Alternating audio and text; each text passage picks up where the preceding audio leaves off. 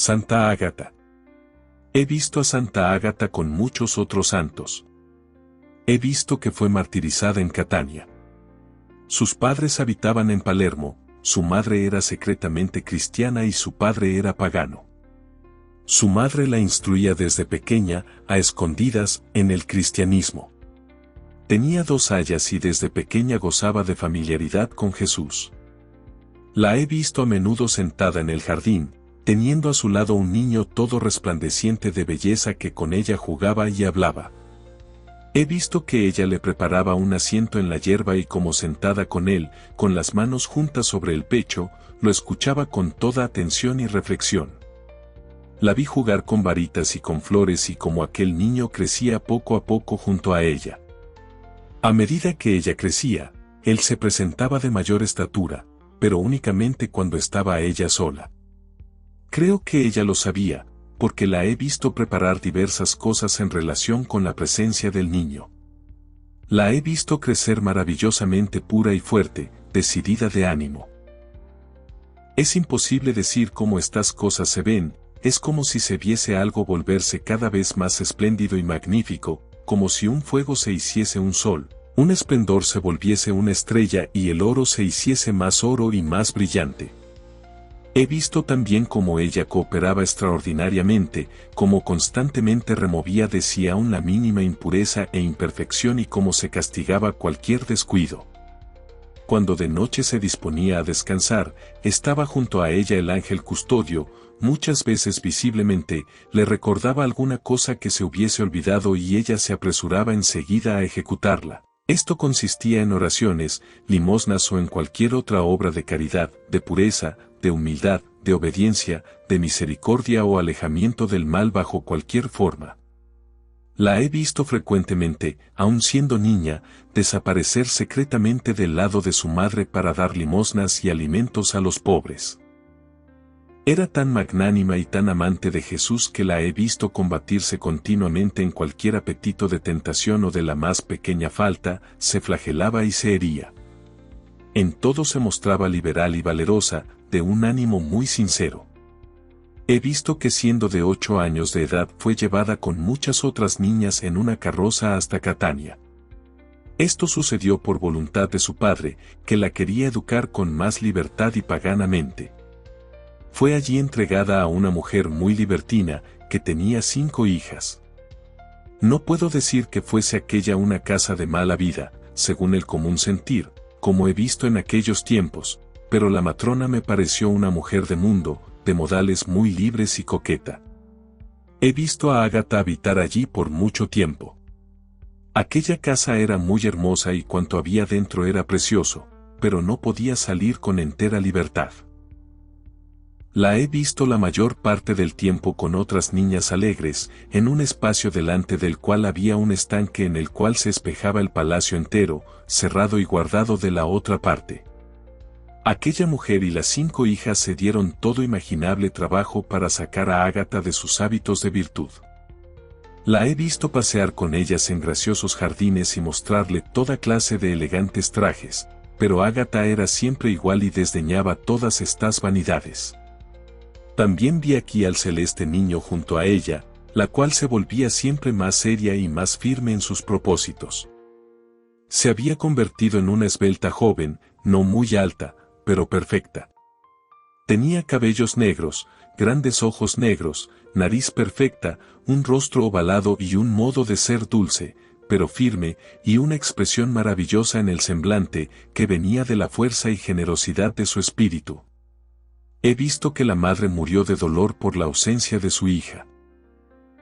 En casa de aquella mujer he visto a Ágata luchar del modo más perseverante contra las inclinaciones de la propia naturaleza y contra toda seducción. Un tal Quinciano, que más tarde la hizo martirizar, venía frecuentemente al palacio. Era un hombre casado, pero no podía soportar a la propia mujer. Inspiraba repugnancia, era muy vulgar en sus modos y altanero. Daba vueltas por la ciudad, espiaba todo y fastidiaba y atormentaba a la gente. Lo he visto en la casa de aquella mujer y he visto que de vez en cuando miraba de soslayo a Ágata, con el mirar propio del que ve algo que le agrada. no se permitió ningún inconveniente. Por lo demás, he visto que con Ágata estaba el celestial esposo, solo visible para ella, y entendí que decía: nuestra esposa es pequeña, no tiene senos, y cuando los tenga le serán quitados. Puesto que nadie hay aquí que los pueda vaciar. El celestial esposo dijo esto mirando a Ágata, y esto significa que aquí hay aún pocos cristianos y pocos sacerdotes. He visto también que le fueron mostrados por su celestial esposo los instrumentos de su martirio. Creo aún más, que se puso en cierto modo a divertirse con esos instrumentos. Más tarde la he visto de nuevo en su ciudad natal, cuando su padre ya no vivía. Tenía 13 años de edad. Profesaba públicamente la fe cristiana y tenía en torno de sí a muy buena gente. La vi sacada de su casa por gente que Cinciano había enviado desde Catania, y saliendo de la ciudad se ató más estrechamente sus sandalias. Entonces, volviéndose hacia atrás, vio que todos sus amigos la habían abandonado y habían entrado de nuevo en la ciudad. Rogó al Señor que dejase memoria de esta ingratitud, y al punto se levantó allí un olivo estéril e infructuoso.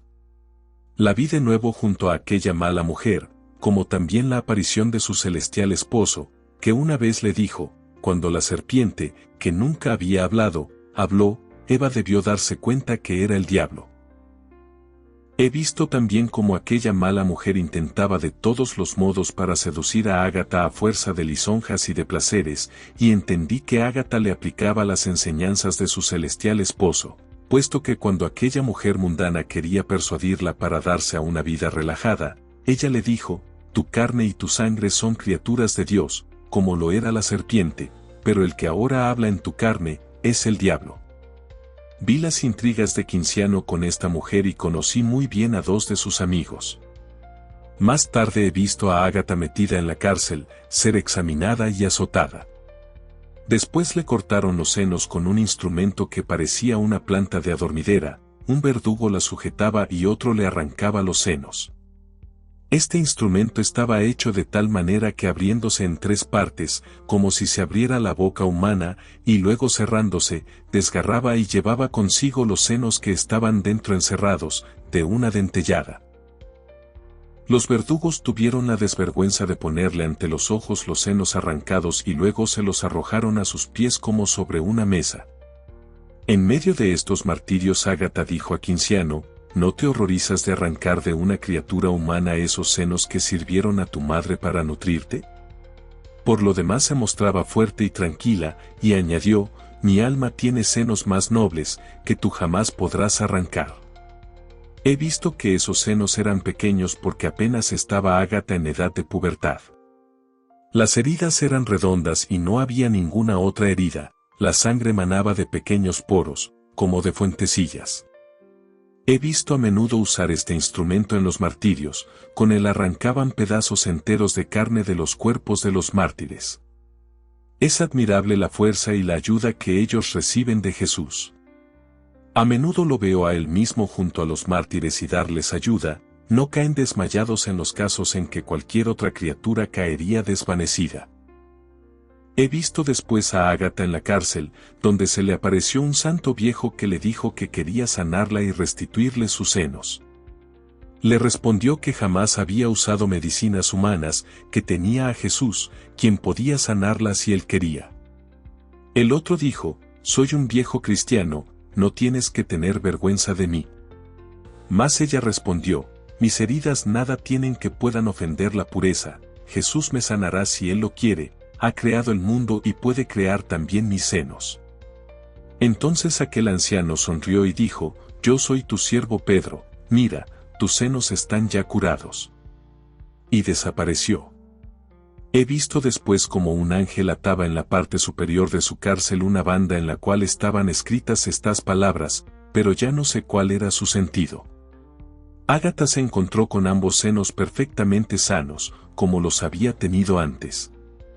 No era aquello una simple cura de la epidermis, sino que eran senos nuevos y perfectos. En torno de ellos veía yo un nimbo de luz y el círculo interno de este nimbo estaba lleno de radiosos rayos de luz coloreados con todos los matices del arco iris. Después vi a Ágata conducida de nuevo al martirio. En un subterráneo de bóveda había como braseros, en los cuales se encendían carbones, eran profundos como cajas y en el fondo cubiertos de hierros agudos. Había muchas de estas cajas, porque a veces eran muchos los martirizados a la vez, estaban algo separadas. Debajo de estas cajas serpenteaban las llamas, de modo que los que eran colocados allí dentro se abrazaban con el fuego sobre las agudas puntas. Cuando Ágata fue echada en una de esas aberturas, se hizo sentir un terremoto muy grande, un muro se desplomó y aplastó a 2 de los amigos de Quinciano. Se originó una agitación popular y Quinciano huyó. La mártir fue de nuevo sacada de allí y llevada a la cárcel, donde murió. Después he visto que Quinciano moría miserablemente, ahogado en un río, mientras estaba de viaje para apropiarse de los bienes de Santa Ágata. Luego vi que un volcán vomitaba fuego y lava y que la gente, para salvarse de aquel líquido ardiente, se refugiaba junto a la tumba de Ágata. Pusieron la tapa del sepulcro de la santa contra la lava y ésta se detuvo y se apagó el volcán. Santa Dorotea. He reconocido de nuevo las reliquias de esta santa y he visto una ciudad considerable situada en una comarca montañosa, Cesarea de Capadocia. Allí vi dentro del jardín de una casa de estilo romano, a 3 niñas de 5 a 8 años que jugaban.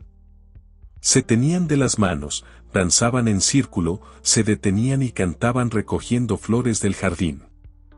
Después que hubieron estado así jugando, vi a las 2 mayorcitas separarse de la menor, llevándose las flores que deshojaron en sus manos.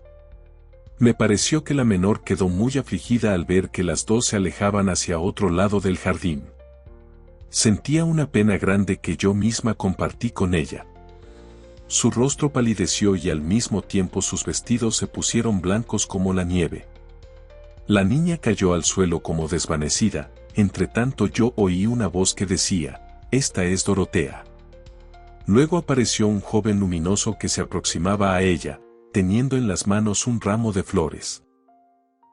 El joven levantó a la niña y la llevó a otro lugar del jardín, le puso junto a ella el ramillete y desapareció. La niña se puso de nuevo alegre y corriendo hacia las otras 2, les mostró sus flores y dijo quién se las había dado. Estas se maravillaron mucho, abrazaron a la niña y parecían arrepentidas de haberla ofendido dejándola sola. La unión entre ellas se restableció.